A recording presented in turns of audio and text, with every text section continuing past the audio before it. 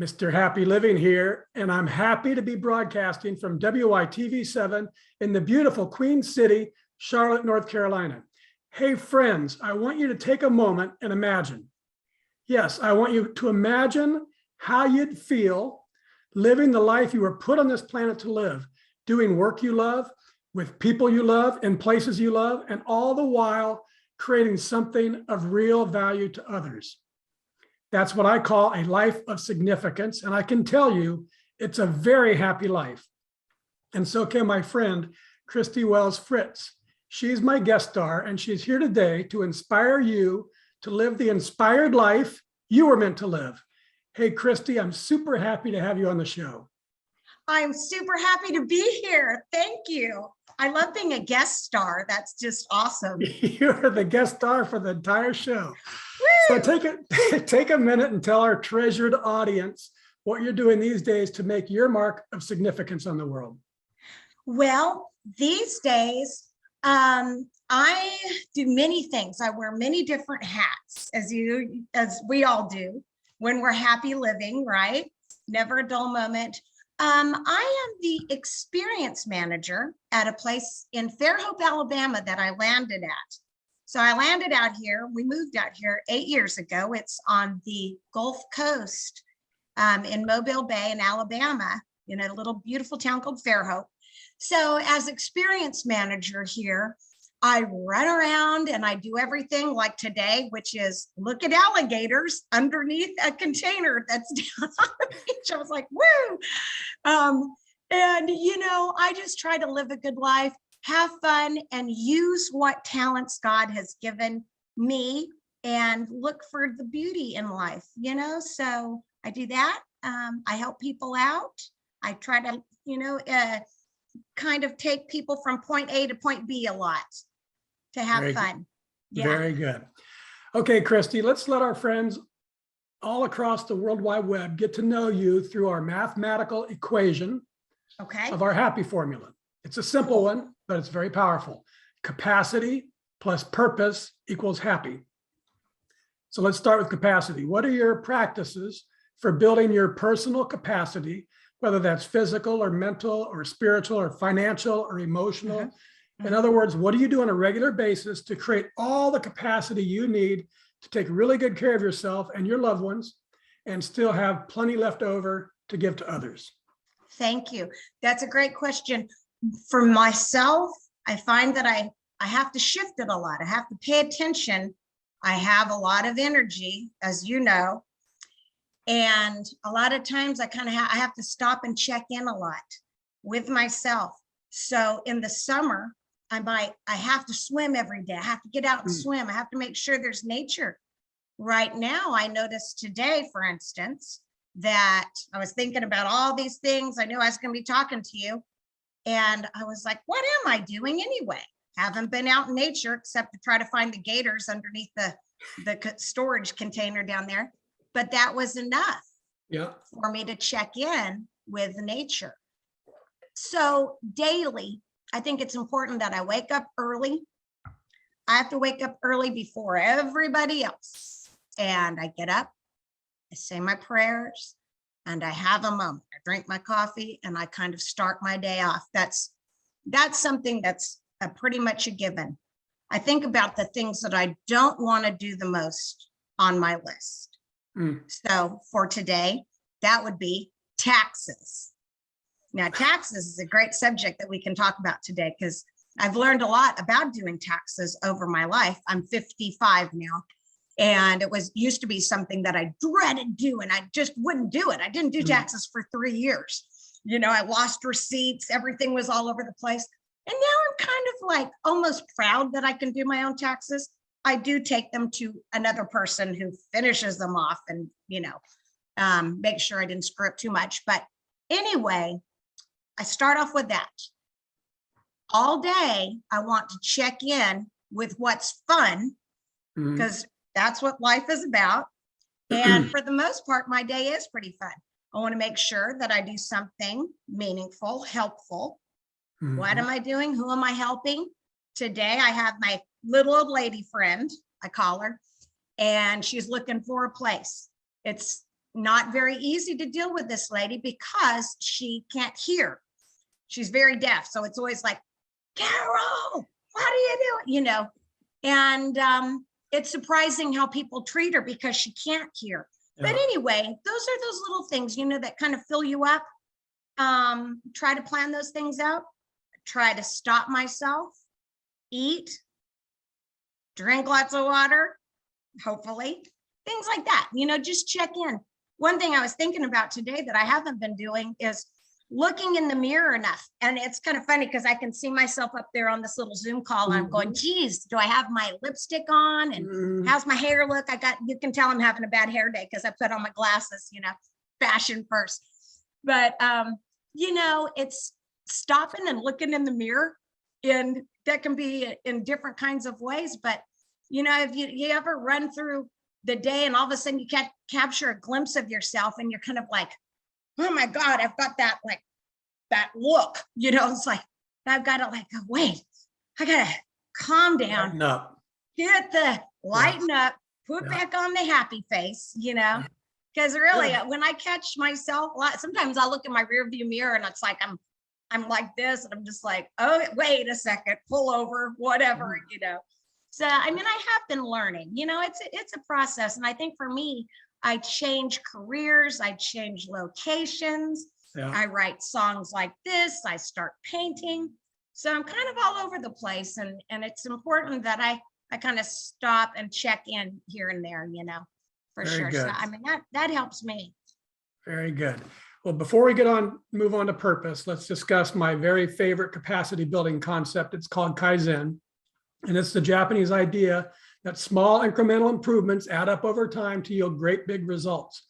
And it means there's always something you can do better tomorrow than you did today. And I love it because it keeps me moving forward in some way every single day.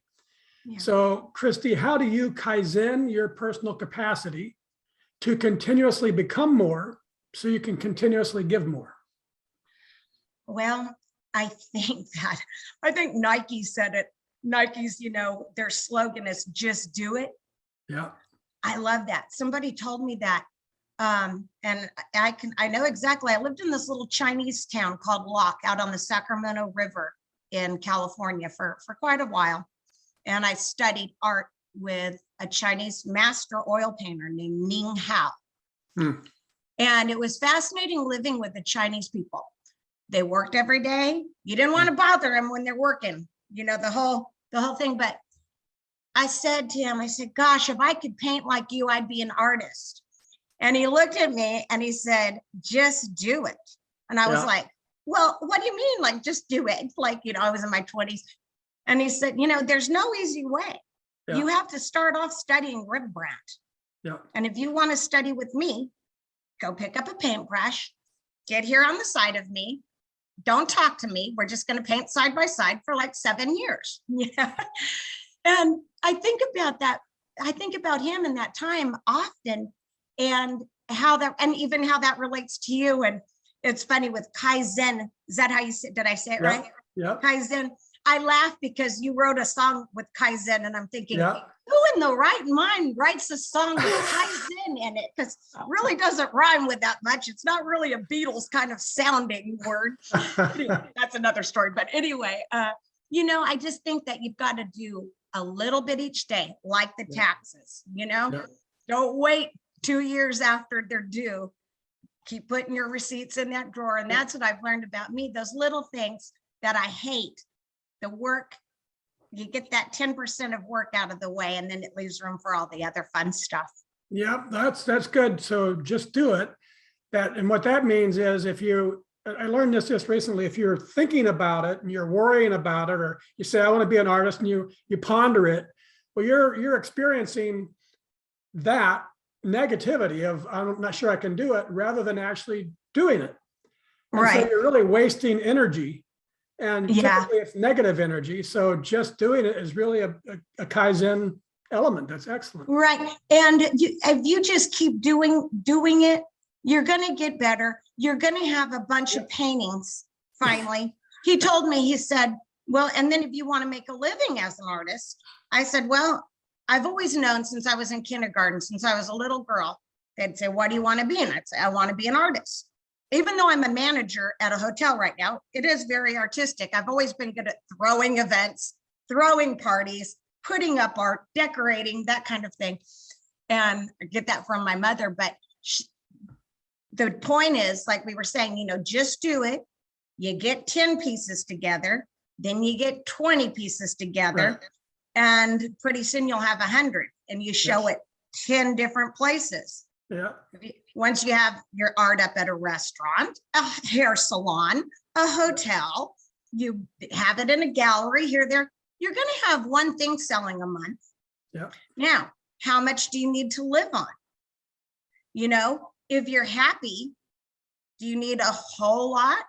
Nope. You know, I think that when I grew up in the 80s, I graduated in 1984 from Stockton, California, AA Staggs High School. It was quite something. We had riot days there, not Mardi Gras days like here in the South.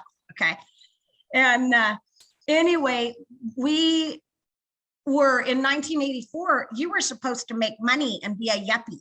You know, that was the goal. The goal was to I kind of almost look like a hippie yuppie now, but anyway, you know, that was kind of the thing. And you were worth, and what you were doing was more about money. And so I think for a while, I kind of lost my purpose. I thought I was supposed to get married and make a bunch of money and travel all over the place. And really all I wanted to do was be in a band and paint pictures, you know. Yeah. Go off to college, make a bunch of money. And I think I kind of lost myself in that for years. It wasn't until I met Ning Hao later that he encouraged me to paint, you know, and go, you know, you can make money painting and doing music and this kind of stuff. So I don't know where I was going with that exactly, but. Well, so you talked about you lost your purpose, and let's get into that's the second element of the happy formula. So, and that's the discovery of purpose. And what I've observed, Christy, is that a lot of times major life transformations or discovery of purpose comes from devastation, from addictions or disease or death, disaster. Some big crisis strips a life to its core. However, in my second book, Turning Inspiration into Action, I share a transformational process that I've used to discover my purpose using inspiration. So how about you, Christy? Was there a specific moment or event or crisis or inspiration that revealed to you the purpose you were meant to live? Well, I do believe that you can gain a lot. I certainly have been through all of those things: death, destruction, addiction, bad relationships, you know, bankruptcy, making money, not making money, being popular, not being popular. And all of those experiences, you know, you don't want to trade them for anything. I mean, you can't go back. And I think that they do build character, give you something to write about. Frida Circus was one of those times. Frida Circus was at the end of my first marriage, and I read this book by Hayden Herrera on Frida Kahlo, the great Mexican, German, Indian oil painter. And she was just out there with her life on canvas, brutally. A lot of people had a hard time looking at it because, you know, it's like, here's my abortion, here's my miscarriages, here's all of this, like stuff you didn't paint about, you know. I paint landscapes. And but my art, my musical career was like, oh, I'm going to write about all of that stuff and put it to a reggae beat, and nobody will ever really know all of this horrible stuff that's happened to me because they're not really listening, you know. I wrote this one song called A Hard Head, and the lyrics are, a hard head on a soft pillow catches her tears so easily, you know. And it was like this kind of opera of songs. But I think that that was a turning point for me when I met Ning Hao in Locke, and I started my own girl band and decided that, you know, I think that we I can move up to the middle of the woods in Mendocino, California, and start a new life and really do what I've always known that I was supposed to do, which was I could always draw and paint and do posters, and I could always sing. I was always a good dancer. I had good tempo. I loved being creative. And I also loved teaching and children. And so it's been very important to keep that going. Teaching is important, and sharing your art. The other day I gave a drum lesson. It's like, my husband's like, you don't know anything about really giving a drum lesson. I'm like, sure I do. You got a heartbeat. You got the, I know these few things. Same way with singing. I know a few things. I can pass that on, but you have to know more than the student. That's all. And sometimes it's just putting something into somebody's hands. Yeah. When Ning told me to start painting by him, he said, well, you've got some paints, don't you? And I was like, not really. And I must tell you, back up a bit. When I first met Ning Hao, I think it's one of those things that in life, you always got to look for these opportunities that God gives you or that are in front of you. Nothing, it's all connected. It's bigger than coincidence. I love that, and I look for that. I talked to a lady yesterday that was bigger than coincidence. I'm like, yes, this is awesome. But my dog got lost, and I was out running through the fields trying to find my dog. And I saw this guy painting. And I was like, wow. I recognized his art because I'd seen it before. And I said, you're that guy, you're that Chinese dude, and he's like, yeah, that's me. And I said, God, that's when I said I would paint if I could paint like you. He said, go grab a brush and an easel. Well, I didn't have an easel. So I grabbed this plant stand and I ran back to home, had a plant stand, took that. I had all this stuff, and he was cracking up, and he gave me some paints to use. And he said, you can paint by me because you have the desire to do it.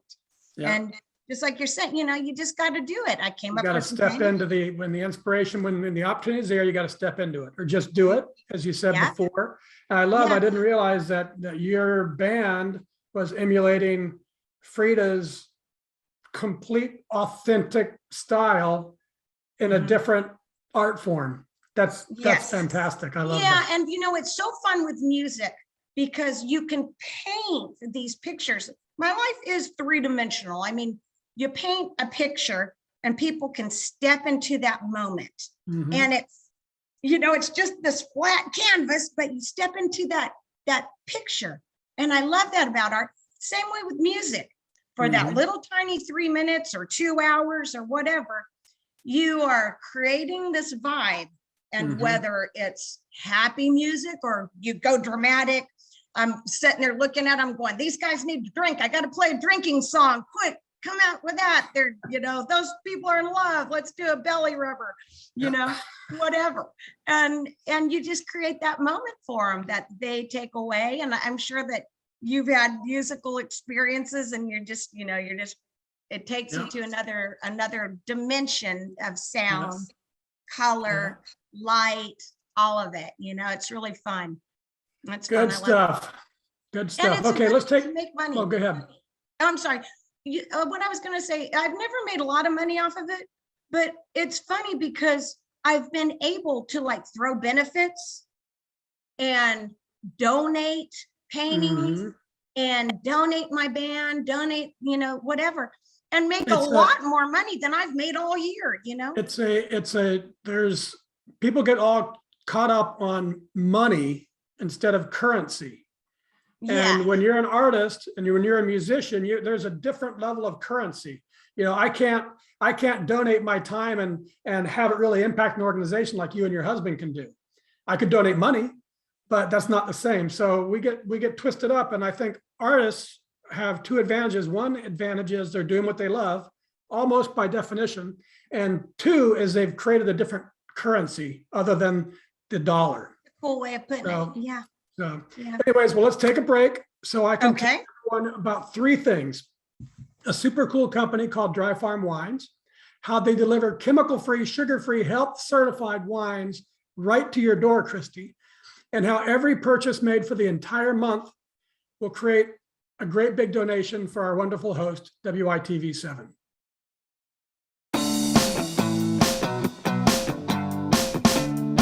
Mr. Happy Living here. I love good things made by good people. That's why I love Dry Farm wines. I first met the man known as the healthiest wino on the planet back in 2016. He said his wines don't cause headaches or hangovers, and that he started his company because most wine consumed in the US is highly processed and loaded with unnatural nasties. Like most processed food, it's toxic. That very night, I made a big health decision. Toxic wines out, natural wines in. It's been 4 years since I made the switch, and I feel great. Go to happyliving.com and select Partners in Happy to get your first bottle of natural wine for a penny. And I'll donate 8% of every order placed during the entire month of November to WYTV7. Share the gift of natural wine and pour some love this holiday season.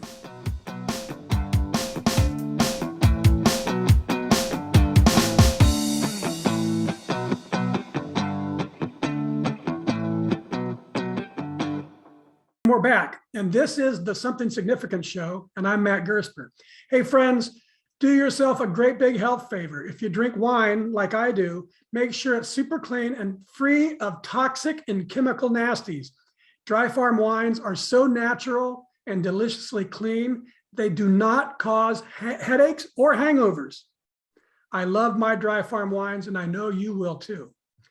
But for now, let's get back to my special guest star, Christy Wells Fritz. Hey, Christy, I love this article that I found called The Science Behind the Power of Giving. I found it on livescience.com, and it says the act of giving itself can be a gateway to discovering your reason for being on this planet. They concluded that compelling scientific data supports the notion that giving of one's time and talents and treasures is a powerful pathway to discovering purpose, transcending difficulties, and finding fulfillment and meaning in life. So I updated our formula. Capacity plus purpose plus giving equals really happy. So what do you think, Christy? From your life experience, have you found that giving your time and talents and treasures has been a pathway for discovering your purpose and transcending difficulties that you've faced and for bringing real meaning into your life? Definitely. And I like how you add the real happiness, not just happiness. We're talking real happiness, people. It's true. I feel, I'm thinking back when I've given the most, and it can be little things. I mean, you can give blood. People are all like, oh, you know, what can you give? You can give blood. You can pick up a litter. Yeah. You can do all kinds of little things. It doesn't have to be the big, like, oh, Christy's going to put on a benefit twice a year and make $1 zillion for something. No, it could be helping an old lady that's hard of hearing. Yes, all those little things, you know. I have to stop myself a lot because I do have so much energy, and I'm an Aries, and I'm like, boom, head first into everything, you know, that I want to make sure that I'm not always so quick with my words and quick with whatever. I have to stop a lot and look back at the end of the day and go, oh, I hope that, you know, I don't want to run over somebody or whatever with my words sometimes. But I think if you're doing something with your heart, whether it is just the smallest of things that you can do, cleaning up, helping somebody sweep, doing somebody's dishes. I mean, I know how much I appreciate that. Yeah. You know, I think that's it. I think it's leading with your heart. I've talked about that a lot with parenting. You know, we screw up sometimes as parents, but I've always believed, and probably learned it from my parents, as long as that mistake you made was out of love, your kids will forgive you. And I think if you're leading with love, it's going to work out. Yes, and that's right. And if something is bothering you at the end of your day, it's good to review your day. Yes. And then think about, wow, I was really in a hurry and with somebody trying to talk to me and I was running out to the car or something, you know, or to make those calls. and make sure you make that amends, and Yeah. I don't want to go around worrying about like, oh man, did I do this or that? And it's important to be the change.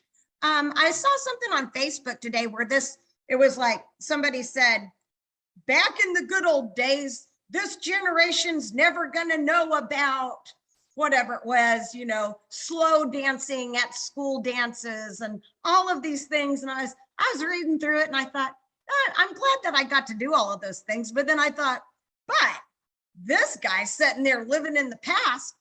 These Right. kids nowadays, think Right. about all the great things that they're doing. And they're like, oh man, they had to read a map. We've got, Correct. my Correct. mom went around in circles looking 2 hours for a place when we just drove right there or whatever. It's like, be happy with the change and be part of the change. Yeah. And I just think it's a wonderful world and it's a wonderful life. And to remember that we are part of it. One little quick example is here in Mobile, coming from California, the Northwest coast is one of the most pristine, beautiful, the redwoods. Yeah. I lived in a tree for a while. I fought for the trees. I was like mist environmentalist there, helping everything that I could do from art in the schools, Well, here in Alabama, where we live in Fairhope, it's a very, very beautiful place. A lot of people have stereotypes about the South. And those stereotypes go so far that it's just ridiculous. The people are beautiful. The place is beautiful. There's just as many birds in Fairhope as in California. I hate to tell you. That's magical. But the water here needs help being cleaned up, just like in California, where all the pot growers out there are destroying the streams. And here it's overpopulation and mismanagement. But so what do? You get a hold of people like Clean Water Alabama. You get people together that know how to clean up the water. They've done it in Chesapeake Bay. They've done it in Lake Pontchartrain. They've done it around. It's not impossible, people. Just make the change. That's what it is. It's like, look at all of this beauty. Why not you can do it. And I think people are like, oh God, back in my day, blah, blah, blah. It's it can be cleaned up. Yeah, so let's talk about that. So there's different ways of giving. There's teaching a kid to play the drums. There's trying to get water cleaned up, and the giving itself creates value. That's what the article was all about. And I've experienced that, and I know from my own life that the real magic of life comes from not from getting more, but from giving more. But there's something more to it than that. It's not just the giving that's magical. And you talked about two things, one cleaning up water and one teaching a drummer. And Christy, what I've been exploring and learning is that when you're giving from living in your purpose, that's where the real magic is. There's a difference between if I give some money to a cause that I'm not really into, or if I'm touching somebody with my books and changing lives.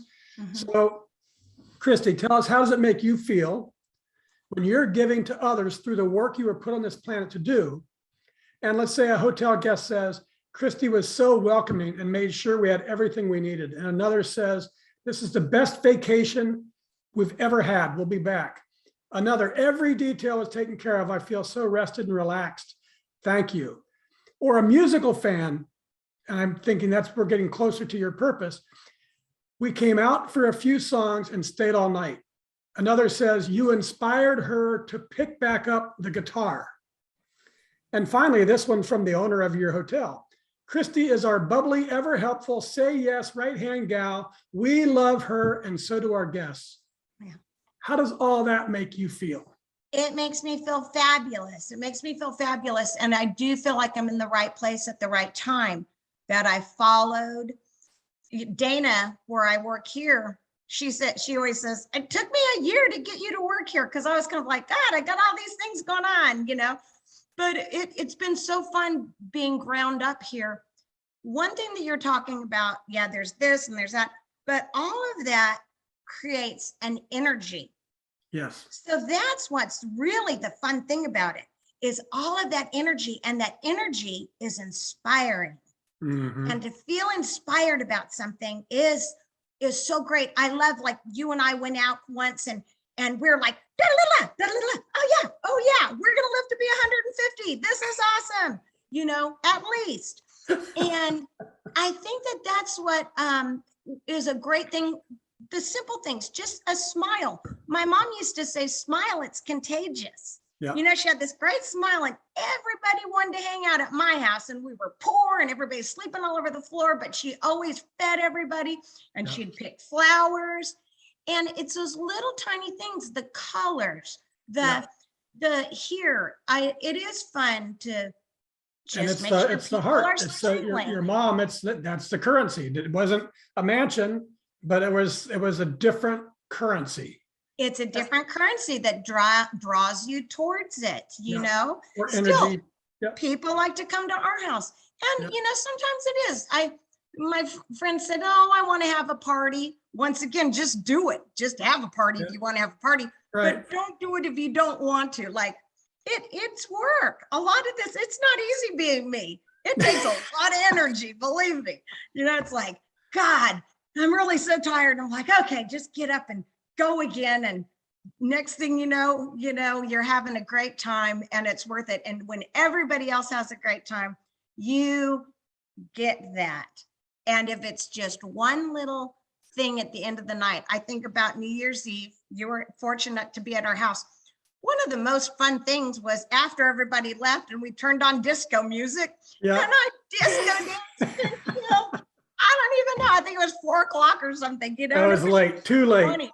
It was too late. It was, but It was fun. We were honking because we were happy the next morning That's in right. your van, by the way. So that's it. We talk about purpose and giving, and they make this great big happy circle, as you've kind of been describing. Giving your time and talents and treasures is a powerful pathway for discovering your purpose, finding that energy, and giving from living in your purpose brings this profound joy to your life. So giving leads to purpose, and giving from purpose leads to joy. So I think to more properly reflect the exponential power of our happy formula, Christy, I've got to tweak it just a bit more. It needs to be capacity times purpose times giving equals happy to the third power. And that's really, truly, deeply happy. Does that sound about right to you? That's the enlightenment, right? That's the Might be. Siddhartha. The It might be Siddhartha. heaven I on love earth. that book. Have you read Siddhartha? I have. Yes. By Herman Hesse. We might have, I just read that book not long ago, and I've read it several times in my life. And I think about that book because here he was, he had everything good. He's from the good family. He was already enlightened. He was already smarter than everybody, more handsome than everybody, more everything, everybody, little birds flew around him. But he knew that the enlightenment that he was looking for couldn't be taught to him. Yeah. It wasn't in the religious books. It wasn't what his father told him. It wasn't whatever. He had to get it, And I think that's part of living. It's like, so, you live and you learn, and hopefully you're living and learning things that are on the path that you're meant to be on, Yeah, and the path is like this. But you've been talking about it. You move towards what makes you happy. And if something makes you unhappy, like you said, at the end of the day, reflect on it, because there's a reason that you're feeling unhappy about that. And if you bring more and more things into your life that you love, and you get everything that you don't love out of your life that you can, responsibly, that's how you keep moving towards the place and the things you are supposed to be doing on this earth. And it's not, you don't learn it from out there. It's actually all learning, I think, from inside. It's when you're really following your heart. Right. Somebody said, and you're the one who probably knows, but it was something like, don't count the days, make the days count. Yeah. And that's such a great thing. It's like, you make the days count. And right. And I'm glad that I've went through so many ups and downs. It's those bad times do make you, more appreciative of Yeah. the good times, like, tomorrow may rain, so I'll follow the sun. That's me. It's like, it's sunny. I think I'm just going to go over that way. But the rain's nice too, the cold weather. The other day, I was feeling kind of just, I don't know, uncomfortable for whatever reason. I don't even know why. Probably because I was procrastinating on some stuff. And possibly it might have just been that I needed to rest. Mm-hmm. And I was sitting there and the cats came in and I saw these cats and the cat was rubbing its head up against the other cat, pressing its forehead, and they looked so happy. And I thought, wow, that's probably what I need right now. Like not only to pick up the cat and make purr like a little kitty, get that purring going, go find Roger, whatever. But one of the challenges today is also with COVID, people aren't touching each other that much. They're all like, like, how long is this going to last? Yeah. They're putting off each other. They're wearing a mask. Even you see all these pictures of people, they're taking the pictures with the mask on, like that's normal. I'm talking to you right now. I see people giving interviews with their mask on. It's like, you're not going to get COVID from the computer screen. Can't go through. Probably. Right. And if you do, you probably should have it and just get it over with. Right. I don't know. Well, speaking of getting it over with, we have to bring this interview to an end. So let me give you the show anchor quote and ask what it means to you.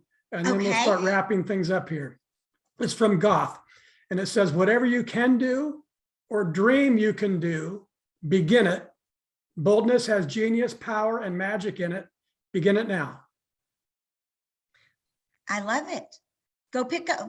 What's that behind you, Mark? You need to pick up that stuff and start. Let's create a sculpture.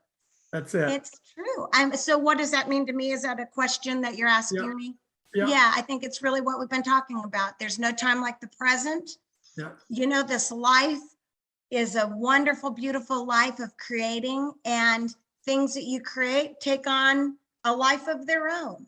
That's right. You don't know how that's going to take, these flowers that I made for a wedding this weekend, they serve a purpose, and it's doing it purposely and beautifully that makes all the difference. So I say, go for it. I love it. Okay, folks, it's your turn to play along with us. If you can hear my voice and you are inspired by today's show with Christy Wells Fritz, please share some love with our incredible broadcast team by giving what you can to WYTV7. They're a 501c3 charity on a mission to educate, empower, and encourage. They do good works with your kindness. Christy, I love your love of all things musical and all things artistic and all things natural and all things beautiful and friendly. And I admire your powerful spirit that easily attracts all kinds of good energy, the people, the places, and the things that you love. Of course, it's a balancing act to get done what must be done, but also have a lot of fun. As you say, if it's not fun, I'm not doing it. And I love that, and I agree with it. And I'm super happy that you've shared your inspiring spirit of fun on our show today. Thank you for inviting me. Would you just take a minute and share any parting remarks you'd like to leave with our audience? Oh, I'm so happy. I hope that everybody can donate a little bit. Thank you. We'll be donating some, of course. Reach out to us. If you're over in Fairhope, Alabama, come see us over at Jubilee Suites, or come check out a show, like us on Facebook, all of that. You'll be interviewing my husband soon with Fritz Brothers Guitars, which is also exciting. But yeah, just make notes, people. Make a note and, pick up a brush, whatever you can do. Enjoy life. You care to sing us a quick song? Oh, it's so funny that you asked me to do this right before. I'll take you out on a, this song I wrote a long time ago with Frida Circus. I was trying to think of something kind of, I don't know why this just came to mind. This is called Rollin, and it's about us all rolling around together on this beautiful planet. Awesome. We are. It's just a big ball. I don't get gravity at all. It's a trip, but I'm thankful for it. I'll do the quick version. The world is rolling around like a ball through the universe. Oh yes, we're spinning and turning. Yes, I sing from birth. Oh yeah, this great mystic motion will always be. Oh yeah, as I'm singing to you, I'm planted by gravity. Oh yeah, and we're rolling, rolling around, rolling, rolling, rolling. This is the way that my life will always be. I say we're rolling, rolling around, rolling, rolling. It's all around infinity. Awesome. So much love and so much beauty. Oh yeah, hand in hand with the good, the bad, unfortunately. Oh yeah, so to escape all this madness and confusion. Whoa, oh yeah, I plant the seed in my mind, let my soul fly free. Oh yeah, and we're rolling, rolling all around, rolling, rolling, rolling. This is the way that my life will always be. I say we're rolling, rolling, rolling, rolling, rolling on the ride to infinity. Wonderful, Okay. wonderful. Abridged, short version. Thank you, Christy. Thank you. Hope to talk to you again soon, and thank you for all your happy living work and, inspiration. Awesome. And I also want to thank WYTV7 for hosting and promoting our show so we can keep interviewing inspiring guests like Christy and reaching responsive folks just like you, ready to create your own extraordinary lives. A special thank you to our sponsors for the month of March, Dry Farm Wines and Happy Living. Remember, I'll donate 8% of every purchase you make for the entire month to WYTV7. So tell all your friends too. Go to happyliving.com, select partners, and shop Dry Farm Wines. Most especially, thank you, viewers and listeners. You'll find links to websites and social media and all things Christy Wells Fritz. Find her, friend her, visit her websites, and buy a high-end quality handmade one-of-a-kind guitar that her husband makes, or book a high-quality rejuvenating one-of-a-kind vacation on the beautiful shores of Mobile Bay in magical Fairhope, Alabama. Or do them both. Buy a guitar at fritzbrothersguitars.com. That's all one word, F-R-I-T-Z, brothersguitars.com. And you can book your vacation at jubileesuites.com. That's JUBILEESUITES.com. And from me to you, dear friends, I love you and I want you to be really, truly, deeply happy. And speaking of happy, go to happyliving.com right now and take our happy quiz. Because when you measure your happy, you'll focus attention on it. And focusing attention on it inspires change and learning and improvement to flow into your life. And speaking of life improvement, I hope Christy's got you motivated and confident and bold and excited to improve your life, ready to bring to life your unique and distinct reason for being on this planet. Because that's where you'll make your mark of significance on the world, and the world is ready to hear from you. Till next time, I'm Matt Gersper. You are awesome, and this is the Something Significant Show. And we're out.